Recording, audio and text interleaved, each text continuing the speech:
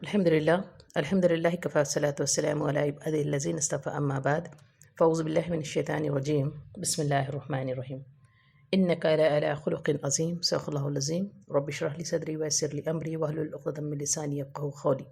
عزیز ساتھیوں، السلام علیکم ورحمۃ اللہ وبرکاتہ۔ سیرت رسول صلی اللہ علیہ وسلم کی سیریز کو آگے بڑھاتے ہوئے رحمت عالم صلی اللہ علیہ وسلم کی بعثت ہوئی تو اس وقت عورتیں اپنے انسانی حقوق سے محروم تھیں۔ عرب کی جاہلی سماج میں انہیں کوئی عزت حاصل نہیں تھی۔ وہ مردوں کے لیے کسی ایک سامان لذت اور ذریعہ تفریح تھیں۔ وہ جیسے چاہتے انہیں رکھتے اور جیسا چاہتے ان کے ساتھ سلوک کرتے۔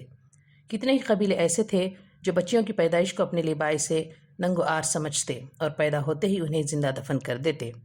بچیوں کو زندہ دفن کر دینے کا ذکر تو قرآن پاک میں بھی آیا ہے۔ اللہ تعالیٰ کا ارشاد ہے وَإِذَا الْمَوْءُودَةُ سُئِلَتْ بِأَيِّ ذَنبٍ قُتِلَتْ، جس دن دفن کی ہوئی بچی سے پوچھا جائے گا کس جرم میں اس کی جان لی گئی تھی۔ حدیث کی مشہور کتاب سنن دارمی میں بھی بچی کو زندہ دفن کر دینے کا ایک واقعہ بیان ہوا ہے جو عرب جاہلیت میں پیش آیا تھا۔ بڑا ہی دردناک اور رقت انگیز واقعہ ہے۔ امام دارمی ولید بن نظر سے حوالے سے نقل کرتے ہیں کہ ایک شخص رحمت عالم صلی اللہ علیہ وسلم کی خدمت میں حاضر ہوا۔ اس نے عرض کیا، اے اللہ کے رسول صلی اللہ علیہ وسلم، آپ پر ایمان لانے سے پہلے ہم لوگ بتوں کو پوجتے تھے اور جاہلیت کی تمام برائیوں میں ڈوبے ہوئے تھے۔ ہمارا یہ حال تھا کہ خود اپنے ہاتھوں سے اپنے بچوں کو ختم کر دیتے تھے۔ میری ایک پیاری سی بچی تھی جو کچھ بڑی اور سمجھدار ہو گئی تھی۔ میں اسے پکارتا تو بہت خوش دوڑی ہوئی میرے پاس آتی۔ ایک دن کا قصہ ہے، میں نے اسے آواز دی، وہ دوڑی ہوئی میرے پاس آئی۔ میں گھر سے باہر نکلا، وہ میرے پیچھے پیچھے ہو لی۔ کچھ فاصلے پر ایک کنواں تھا، وہ ہمارے گھر سے زیادہ دور نہیں تھا۔ میں نے اس بچی کا ایک ہاتھ پکڑا اور اسے اٹھا کر کنویں میں پھینک دیا۔ میں نے اس کے جو آخری الفاظ اپنے کانوں سے سنے وہ تھے، یا ابتاہی یا ابتاہی، ہائے میرے ابا جان، ہائے میرے ابا جان۔ یہ قصہ سن کر رحمت عالم صلی اللہ علیہ وسلم کی آنکھوں سے آنسو رواں ہو گئے۔ مجلس میں جو لوگ تھے انہوں نے اس شخص کو ملامت کی کہ تو نے بلا وجہ اللہ کے رسول کے رنج و غم میں اضافہ کر دیا۔ آپ صلی اللہ علیہ وسلم نے فرمایا، اسے کچھ مت کہو، اسے ایک فکر دامن گیر ہے، اس کے بارے میں وہ اطمینان چاہتا ہے۔ پھر آپ صلی اللہ علیہ وسلم نے اس شخص سے فرمایا، یہ قصہ پھر سے سناؤ۔ اس نے دوبارہ یہ قصہ سنایا۔ آپ پر دوبارہ گریہ تاری ہو گیا۔ روتے روتے آپ صلی اللہ علیہ وسلم کی داڑھی تر ہو گئی۔ آپ صلی اللہ علیہ وسلم نے فرمایا، دور جاہلیت میں کسی نے جو کچھ بھی کیا ہے، ایمان لانے کے بعد رب کریم نے سب کچھ معاف فرما دیا ہے۔ اس گزری ہوئی زندگی اور اس کی برائیوں کو اب مت یاد کرو، اب نئی زندگی، نئے انداز اور نئے ولولوں سے شروع کرو۔ عرب کے بہت سے قبیلے ایسے بھی تھے جو بچیوں کو دفن تو نہیں کرتے تھے مگر ان کی پیدائش سے کوئی خوشی نہیں محسوس کرتے اور ان کی پیدائش کی خبر بڑی اداسی سے سنتے اور زندگی بھر انہیں بار دوش اور وبال جان سمجھتے۔ باپ یا شوہر کے مال و جائیداد میں عورت کا کوئی حصہ نہ ہوتا بلکہ بسا اوقات وہ خود مرنے والے کا ترکہ شمار کر لی جاتی اور پسماندگان میں جو تگڑا اور بااثر ہوتا وہ اسے اپنے قبضے میں کر لیتا۔ شوہر اگر اس سے ناراض ہو جاتا یا کسی وجہ سے اسے ناپسند کرتا تو اس کی پوری زندگی عذاب بن کر رہ جاتی۔ اس کے لیے اپنے شوہر سے چھٹکارا حاصل کرنے کی کوئی عزت صورت نہ ہوتی۔ رحمت عالم صلی اللہ علیہ وسلم کی بعثت ہوئی تو آپ نے انسانی سماج میں عورتوں اور بچیوں کو عزت کا مقام دلایا۔ ان پر ظلم و زیادتی کی جتنی شکلیں تھیں وہ سب ایک ایک کر کے ختم کر دیں۔ آپ صلی اللہ علیہ وسلم نے فرمایا، جو شخص 3 بچیوں کی اچھی طرح پرورش کر لے گا وہ جہنم کی آگ سے محفوظ رہے گا۔ آپ صلی اللہ علیہ وسلم نے فرمایا، جو 3 بچیوں کی پرورش کر لے جائے، ان کی اچھی تعلیم و تربیت کرے، ان کے ساتھ اچھا برتاؤ کرے، ان کے ساتھ نرمی اور محبت سے پیش آئے اور باعزت طریقے سے ان کی شادی کرا دے، وہ میرے ساتھ جنت میں ہوگا۔ لوگوں نے پوچھا، اگر 2 بچیاں ہوں؟ تو آپ صلی اللہ علیہ وسلم نے فرمایا، 2 بچیاں ہوں تب بھی۔ آپ صلی اللہ علیہ وسلم نے فرمایا، تم میں سب سے اچھا شخص وہ ہے جو اپنے بیوی بچوں کے لیے اچھا ہو۔ تم میں سب سے اچھا شخص وہ ہے جو اپنے بیوی بچوں کے لیے اچھا ہو۔ میں اپنے بیوی بچوں کے لیے تم میں سب سے اچھا ہوں۔ آپ صلی اللہ علیہ وسلم نے فرمایا، میں تمہیں عورتوں کے ساتھ حسن سلوک کی وصیت کرتا ہوں، وہ تمہاری ماتحت اور تمہاری پابند ہوتی ہیں۔ آپ صلی اللہ علیہ وسلم نے فرمایا، ماں کے قدموں کے نیچے جنت ہے۔ ایک شخص رحمت عالم صلی اللہ علیہ وسلم کی خدمت میں حاضر ہوا۔ اس نے پوچھا، میری خدمت اور حسن سلوک کا سب سے زیادہ حقدار کون ہے؟ آپ صلی اللہ علیہ وسلم نے فرمایا، تمہاری ماں۔ اس نے دوبارہ سوال کیا، پھر کون؟ آپ صلی اللہ علیہ وسلم نے فرمایا، تمہاری ماں۔ اس نے تیسری بار سوال کیا، پھر کون؟ آپ صلی اللہ علیہ وسلم نے فرمایا، تمہاری ماں۔ اس نے چوتھی بار سوال کیا، پھر کون؟ آپ صلی اللہ علیہ وسلم نے فرمایا تمہارا باپ۔ اس طرح رحمت عالم صلی اللہ علیہ وسلم نے انسانوں کی آخرت اور ان کی عاقبت کو ماؤں کی خدمت، بیٹیوں کی اچھی تعلیم و تربیت اور بیویوں کے ساتھ حسن سلوک سے جوڑ دیا، اور ایسا کر کے سماج میں عورتوں کا مقام کہیں سے کہیں پہنچا دیا۔ آپ صلی اللہ علیہ وسلم نے اس سلسلے میں محض زبانی تعلیم و تلقین پر اکتفا نہیں کیا، بلکہ عملاً بھی عورتوں کو غیر معمولی عزت دی۔ حلیمہ السعدیہ جو آپ صلی اللہ علیہ وسلم کی رضائی ماں تھیں، ایک زمانے کے بعد آپ صلی اللہ علیہ وسلم سے ملنے آئیں۔ اہل علم کا اندازہ ہے کہ یہ مدت 60 سال سے کم نہ تھی۔ 60 سال کے بعد ان پر آپ صلی اللہ علیہ وسلم کی نظر پڑی تو میری اماں، میری ماں کہتے ہوئے گرم جوشی سے ان کا استقبال کیا۔ اس وقت جسم مبارک پر جو چادر تھی وہ فوراً ان کے لیے بچھا دی، بہت عزت سے انہیں بٹھایا، ان کی خاطر مطارات کی۔ وہ واپس جانے لگیں تو بہت سے اونٹ اور بکریاں ان کے ساتھ کر لیں۔ ایمن حضرت عبد المطلب کی باندھی تھیں۔ بچپن میں وہ آپ کو کھلاتی پلاتی اور آپ کی خدمت کیا کرتی تھیں۔ حضرت عبد المطلب کی وفات ہوئی تو وہ آپ صلی اللہ علیہ وسلم کے حصے میں آ گئیں۔ آپ صلی اللہ علیہ وسلم نے انہیں آزاد کر دیا، مگر اس بات کو ہمیشہ یاد کرتے رہے کہ انہوں نے آپ صلی اللہ علیہ وسلم کو پالا پوسا ہے۔ فرماتے ہیں ایمن امی بعد امی، میری ماں کے چلے جانے کے بعد ایمن ہی میری ماں ہیں۔ آپ صلی اللہ علیہ وسلم جب بھی انہیں دیکھتے یا ان سے گفتگو کرتے تو میری ماں کہہ کر انہیں مخاطب کرتے۔ حضرت ابو طالب کی بیٹی اور حضرت علی رضی اللہ تعالیٰ عنہ کی سگی بہن تھیں حضرت ہانی رضی اللہ تعالیٰ عنہ۔ وہ فرماتی ہیں فتح مکہ کے موقع پر میں پیارے نبی صلی اللہ علیہ وسلم کے خیمے میں داخل ہوئی۔ آپ صلی اللہ علیہ وسلم کی بیٹی فاطمہ رضی اللہ تعالیٰ عنہ بھی وہاں موجود تھیں۔ آپ صلی اللہ علیہ وسلم نے پوچھا کون ہے؟ میں نے عرض کیا ابو طالب کی بیٹی ہانی۔ آپ صلی اللہ علیہ وسلم نے فرمایا مرحبا، خوش آمدید اے ہانی۔ میں نے عرض کیا اللہ کے رسول صلی اللہ علیہ وسلم، حبیرہ کے 2 بیٹوں کو میں نے امان دے دی ہے۔ میرے بھائی علی بن ابی طالب کہتے ہیں میں ان دونوں کو قتل کر کے رہوں گا۔ آپ صلی اللہ علیہ وسلم نے فرمایا ہانی، جسے تم نے پناہ دے دی ہے اسے ہم نے بھی پناہ دے دی، جسے تم نے امان دے دی اسے ہم نے بھی امان دے دی۔ رحمت عالم صلی اللہ علیہ وسلم نے نہ صرف یہ کہ عورتوں کو ان کے حقوق دلوائے، انہیں مسلم سماج میں عزت و احترام کا مقام عطا کیا، بلکہ زندگی کی گوناگون سرگرمیوں میں انہیں مردوں کے دوش بدوش لا کھڑا کیا۔ جب بھی کوئی نئی وحی آتی، جس طرح آپ صلی اللہ علیہ وسلم مردوں کو جمع کر کے انہیں وہ آیات سناتے اور لکھنے والوں کو املا کراتے، اسی طرح عورتوں کو بھی جمع کر کے وہ آیتیں سناتے اور لکھنے والیوں کو املا کراتے۔ جس طرح قرآن پاک کی تعلیم و تفہیم کے لیے مردوں کی مجالس منعقد کرتے، اسی طرح تعلیم قرآن کے لیے عورتوں کی مجالس منعقد کرتے۔ جس طرح دین کی تبلیغ و اشاعت کے لیے آپ صلی اللہ علیہ وسلم مردوں کی ٹیمیں تیار کرتے، اسی طرح عورتوں کی ٹیمیں بھی تیار کرتے۔ فرق صرف اتنا ہوتا کہ عورتیں عورتوں میں کام کرتیں اور مرد مردوں میں کام کرتے۔ یہی وجہ ہے دین کی تبلیغ و اشاعت اور اس کے لیے قربانی و سرفروشی میں جو رول مردوں کا رہا ہے وہی رول عورتوں کا بھی رہا ہے۔ دینی جدوجہد میں عورتوں کا رول مردوں سے کمتر نہیں رہا۔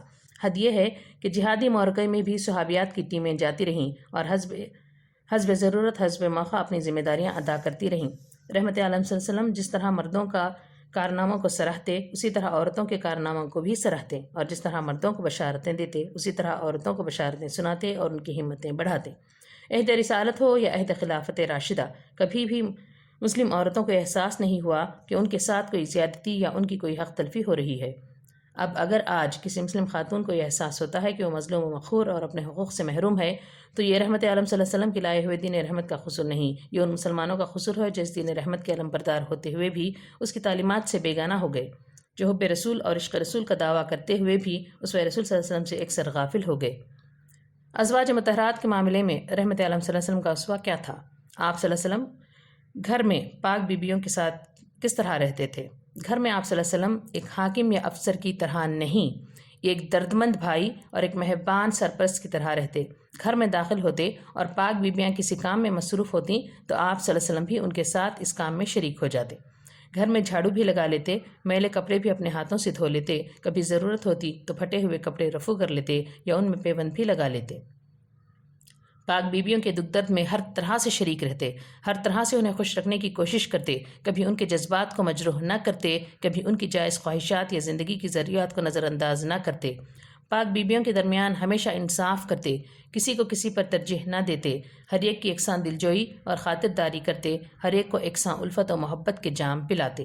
آپ صلی اللہ علیہ وسلم کی محبت و الفت اور شان کریمی کا یہ عالم تھا کہ ہر بیوی کو احساس ہوتا کہ آپ اسی کو سب سے زیادہ مانتے ہیں۔ شروع میں اسلامی شریعت میں بیویوں کی کوئی تعداد متعین نہیں تھی۔ ہر مرد اپنی ضرورت اور حالات کے لحاظ سے جتنی شادیاں چاہتا کر لیتا۔ رحمت عالم صلی اللہ علیہ وسلم عورتوں مردوں سب کے نبی تھے، سب کو بنانا سنوارنا، سب کی اصلاح و تربیت کرنا اور سب کو زیور علم و تقوی سے آراستہ کرنا آپ صلی اللہ علیہ وسلم کی ذمہ داری تھی۔ مردوں کی تعلیم و تربیت تو آپ صلی اللہ علیہ وسلم کے لیے آسان تھی، مگر عورتوں کی تعلیم و تربیت براہ راست ممکن نہ تھی۔ اس کی سب سے خوبصورت شکل یہی ہو سکتی تھی کہ آپ صلی اللہ علیہ وسلم کچھ ہوشیار، سمجھدار، باصلاحیت، متحرک اور فعال عورتوں سے نکاح کر کے انہیں عورتوں میں کام کرنے کی تربیت دیں۔ اس غرض سے آپ صلی اللہ علیہ وسلم نے کئی شادیاں کی اور خواتین کی ایک مثالی ٹیم تیار کر دی، جس نے حلقہ خواتین میں دعوتی کام کرنے اور ان کی اصلاح و تربیت کرنے کا محاذ سنبھال لیا اور نبی کریم صلی اللہ علیہ وسلم کو اس پہلو سے بہت حد تک بیغم کر دیا۔ داد دیجیے رحمت اللہ صلی اللہ علیہ وسلم کی اس حکمت و بصیرت کی، اور داد دیجیے امہات المومنین کی بے پناہ دعوتی لگن اور دعوتی جد و جہد کی۔ آپ صلی اللہ علیہ وسلم کی اس تدبیر نے دعوت و تبلیغ کے کام میں جان ڈال دی، اور کچھ ہی عرصے میں دین اسلام ہر گھر کی رونق، ہر دل کی دھڑکن، ہر شخص کی زندگی کا نظم العین بن گیا۔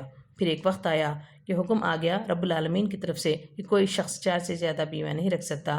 عام مسلمانوں اور عام مسلم خواتین کے لیے تو یہ کوئی بہت بڑا مسئلہ نہیں تھا۔ جن لوگوں سے پاس 4 سے زائد بیویاں تھیں انہوں نے عموماً خرہ اندازی کر کے 4 بیویوں کا انتخاب کر لیا اور بقیہ بیویوں کو طلاق دے دی۔ جن عورتوں کو طلاق دی گئی وہ عورتیں اپنی عدت گزار کر کسی دوسرے کے نکاح میں آ گئیں۔ وہ قوت و محبت اور نیکی و تقوی کا روح پرور ماحول تھا۔ اس ماحول میں کنواری اور غیر کنواری کا کوئی مسئلہ نہیں تھا۔ اس طرح آنن فانن ہر طلاق یافتہ عورت کا بہتر سے بہتر انتظام ہو گیا، کسی کو کسی پریشانی کا سامنا نہیں کرنا پڑا۔ البتہ پیارے نبی صلی اللہ علیہ وسلم اور آپ کی ازواج مطہرات کے لیے یہ بڑا کٹھن مرحلہ تھا۔ ازواج مطہرات امہات المومنین یعنی تمام مسلمانوں کی مائیں تھیں۔ ان میں سے کسی بی کو اگر طلاق ہو جاتی تو وہ کسی اور سے نکاح نہیں کر سکتی، اس طرح وہ ہمیشہ کے لیے اکیلی ہو جاتی۔ خود رحمت عالم صلی اللہ علیہ وسلم کے لیے بہت بڑی آزمائش تھی، کیونکہ رحمت عالم ہونے کی حیثیت سے آپ صلی اللہ علیہ وسلم کا کام تھا ہر ایک کے لیے آغوش رحمت و شفقت فراہم کرنا، نہ کہ کسی کے آشیانے کو اجاڑنا اور اسے اکیلا اور بے سہارا کر دینا۔ آپ صلی اللہ علیہ وسلم کی شان کریمی نے اس وقت یہ فیصلہ کیا کہ کسی کو طلاق دینے اور اپنے سے علیحدہ کرنے کے بجائے خود سب سے علیحدہ ہو جائیں اور سب کے سلسلے میں براہ راست حکم الہی کا انتظار کریں۔ چنانچہ حکم الہی کے انتظار میں آپ صلی اللہ علیہ وسلم نے تمام ہی ازواج مطہرات کے یہاں جانا چھوڑ دیا اور اپنے سونے بیٹھنے کے لیے سب سے الگ تھلگ ایک جگہ بنا لی۔ اس موقع پر آپ صلی اللہ علیہ وسلم یہ بھی کر سکتے تھے کہ عام مسلمانوں کی طرح تمام ازواج میں سے 4 ازواج کا انتخاب کر لیتے اور بقیہ ازواج کے سلسلے میں حکم الہی کا انتظار کرتے، مگر سوال یہ ہے کہ آپ صلی اللہ علیہ وسلم انتخاب کرتے تو کن 4 کا انتخاب کرتے؟ آپ صلی اللہ علیہ وسلم کی نگاہ میں تو ساری ازواج برابر تھیں اور آپ کی شفقتیں اور محبتیں سب کے لیے یکساں تھیں۔ عائشہ ہوں، حضرت عائشہ صدیقہ رضی اللہ تعالیٰ عنہا ہو کہ سودا رضی اللہ تعالیٰ عنہا ہو، حفصہ رضی اللہ تعالیٰ عنہ ہو کہ زینب رضی اللہ تعالیٰ عنہا یا اور دوسری ازواج مطہرات، ان سب کے درمیان کسی طرح کا کوئی فرق و امتیاز نہ تھا۔ بلا شبہ کچھ لوگوں نے فرق و امتیاز کی بات کہی ہے اور یہ بات لوگوں میں خوب پھیلائی بھی گئی ہے، لیکن اس بات کی کوئی بنیاد نہیں ہے۔ یہ دامن رسالت پر ایک دھبا لگانے کی ناکام کوشش ہے۔ اس کی مثال ایسی ہی ہے جیسے کوئی چمکتے ہوئے چاند پر ترکنے کی کوشش کرے۔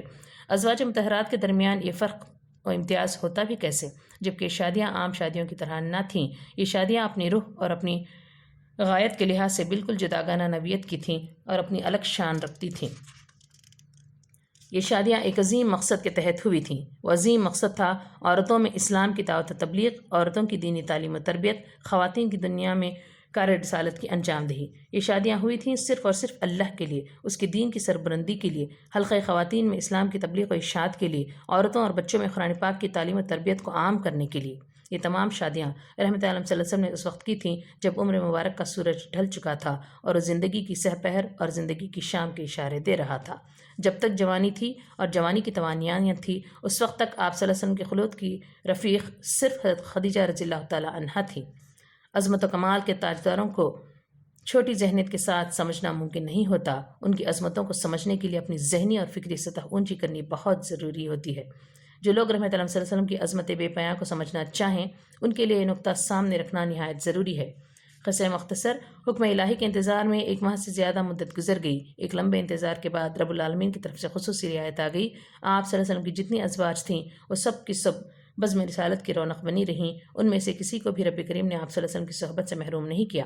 یہاں دیکھنے کی چیز یہ ہے کہ رحمت اللہ صلی اللہ علیہ وسلم نے عورتوں کی جیسی دل جوئی اور جیسی عزت افزائی کی ہے اور جس طرح انسانی سماج میں ان کا مقام و مرتبہ بڑھایا ہے، انسانی تاریخ میں وہ ایک بے مثال چیز ہے۔ موجودہ تہذیب اپنی تمام ترقیوں اور ساری دل فریبیوں کے باوجود عورت کو نہ آزادی دلا سکی ہے، نہ اس کی عزت و آبرو کی حفاظت کر سکی ہے۔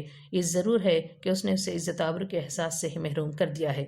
وہ عورت کو کھلونے دے کر سڑکوں پر لے آئی ہے اور یہ نادان ان کھلونے میں ایسی مست ہوئی کہ اسے اپنی عزت و آبرو کا کوئی ہوش نہیں رہا۔ وہ اپنی بے آبروئی کو ہی اپنی ترقی اور اپنی محرومیوں کو ہی اپنی کامیابی سمجھنے لگی۔ عطا تہذیب حاضر نے تجھے کی ہے وہ آزادی کہ ظاہر میں تو آزادی ہے باطن میں ہے رسوائی۔ السلام علیکم ورحمۃ اللہ وبرکاتہ۔